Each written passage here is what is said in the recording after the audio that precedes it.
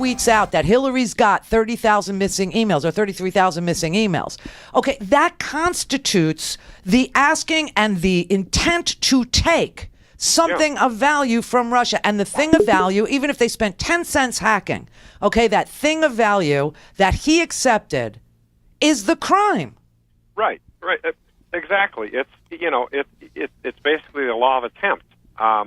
If you attempt to kill somebody, if they don't die, they don't die. That's a different. That's an attempt to commit murder. Okay, that's a different kind of description of. It's another statute. We're talking about taking a thing of value from a foreign adversary. It's criminal. The hacked emails were the thing that they took from the foreign adversary. The thing that they asked for was, please find the emails. Russia took that as an acceptance of an offer. The idea that this woman came to the office offering some incriminating evidence on Hillary, whether she produced it or not, and that Junior accepted it. Yeah. That's the crime right there. Yeah. It's a criminal violation. The statute is we can tell you the statute. It's 11 CFR section 300.2. It's also 52 USC 3012 section A paragraph 2. I mean, it's clearly a criminal violation what happened here. Yeah. There's clearly no doubt about it, and that's just the tip of the iceberg. That only has to do with this one woman, this one meeting. Obviously, there were other meetings. There were meetings with sanctioned bankers. There were meetings with Kislyak over and over by everybody on the campaign, and obviously this Prevezon case. Okay. Yeah. It had to. Now, this is speculation, and I always say when I'm speculating, but it had to have included the purchase of Trump condos. Oh, I'm almost certain that's the case, and I am too. And I bet you it was Trump Soho and Felix Sater, and who was taking the money and putting it into Bayrock and buying these apartments for these Russian, people. That Sater was a cutout. Okay, and they probably know all this because Sater had turned, and he was, he's an informant. Exactly. I mean, if I were Natalia, I would be very careful. If I were Natalia, I would make a request to the United States for what do you call for what do you call it? Refugee. Political asylum. Yes, asylum. I would make an asylum request. That woman, if she did needs to go to the U.S. Embassy in Moscow like pronto. Yes, I agree. I think she's in great danger. I really do.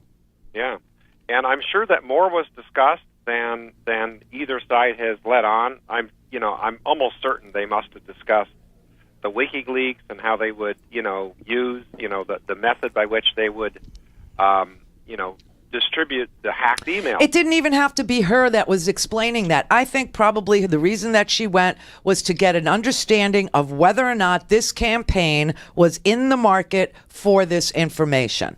Right. And if they were, she would, because she'd already shown good faith in protecting the condo purchases by these Russian, mobsters.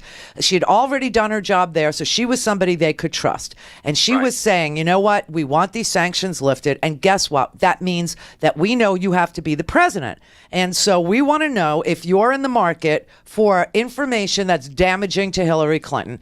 And when Junior said, yes, I'll take the meeting, she understood they were in the market. They didn't have to talk about any other thing that day. All she was there to do was find out for sure if the Trump campaign was in the market for Russian ill-gotten gains through hacking. And once Donnie Jr. said, I love it, it's great, and included Manafort and included Jared in this meeting, they had acceptance. They had acceptance that, yes, there was that this is what the Trump campaign wanted and that they would provide it to them. And in exchange, the sanctions, I can't even say his name, poor guy, but that forensic accountant who was killed in jail. Magnitsky, thank you. Yeah. Yes, that those sanctions that were put in place would be lifted. And so all this time we're talking about sanctions on Russia, and everybody assumes it had to do with the invasion of Ukraine, which are part of the sanctions. We all assumed that it was this or that. No, it's the oligarchs. The oligarchs need places to launder their money, and the Magnitsky Act forbids that. Mm-hmm. Yeah. Well, I definitely see a conspiracy with Manafort, Jared, and I'm sure Donald Trump Sr. as well as Donald Jr., Yes.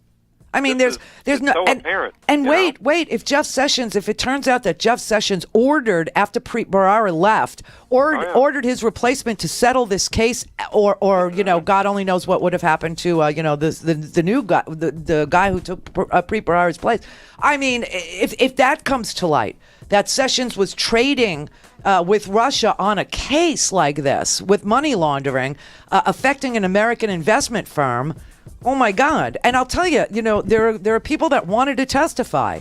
You had the law partner for Magnitsky is a guy named Jameson Firestone. He was going to testify at this trial. He's very upset. Charles Browder, the guy who was ripped off in the first place, and Louise Shelley, who was at George Mason University, she was going to testify. She's the person who is the illicit finance expert.